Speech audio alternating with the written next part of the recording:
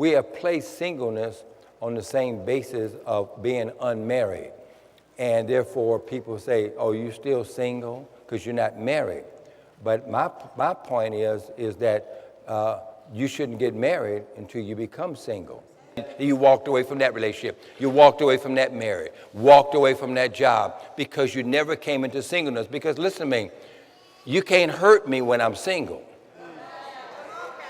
You can't hurt me because I'm already unique and fulfilled and whole in Him. So you can't make me feel insecure. You can't make me act out of character because I don't need you. Really, you need me.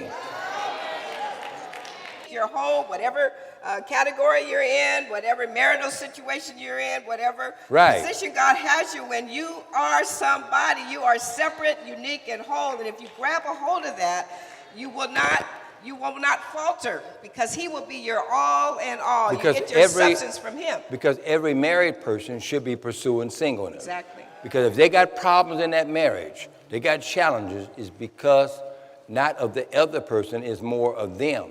Because you won't have all the issues if you came in. And so singleness is something that every marriage person should pursue. So it's not like it's going to be real easy to do. You're going to have some reverence there. You're going to have some accountability. You know, you're going to have to go through something. But because your heart is single, you can make it. If your change was in you, your change was coming out around you and all of what's happening around you. You can change your situation by changing you. That's why God puts the demand upon you to change. When you're unmarried, you demanding everybody else to change. When you're single, you just content. You don't care if they change or not because you are already fulfilled.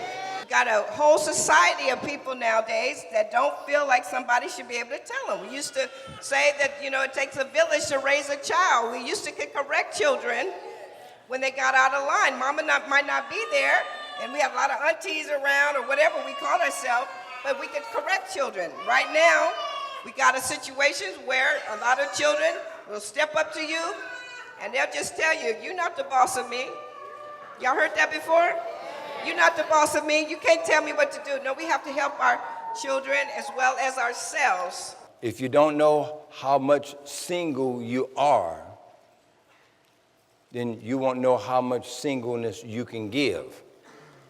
In other words, you can't help somebody else if you don't even know where you are. And most people have never prepared themselves. But I'm just really, truly believing that you guys are grabbing a hold of this because it's really the foundation of who we are.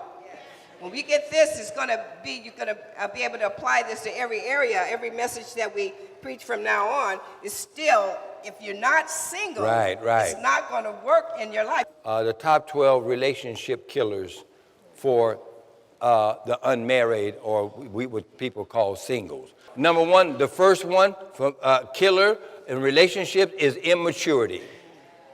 Now push your neighbor and tell him, I'm glad he ain't talking about you too bad. Say, I'm glad he ain't talking about you too bad. Amen. Is immaturity. You can't hold a good relationship.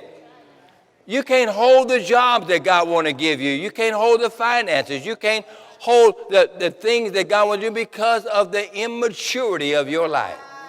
And He says, you're still carnal and yet carnal. You're still babes when you should be eating meat, you're drinking milk. Number two is bad family background. Bad family background. Your family are hoodlums. Bad family background. In other words, your family got all kind of issues, and they're just gonna translate over into that relationship. That's why before you jump into a relationship, you need to know what their family background is. Because if they got strife and division and problems in that family, and you coming into that relationship, and the boy hates his mama, or hates his sisters, or his daddy, you don't want to have nothing to do with him. Those family backgrounds will flow over into your relationship. Unrealistic expectations opens the door for somebody else to make deposits into your bank account. And you don't want no other man speaking into your wife's life and trying to raise her expectations up for him. Or vice versa for the wife, when the man, no other woman making deposit into her husband.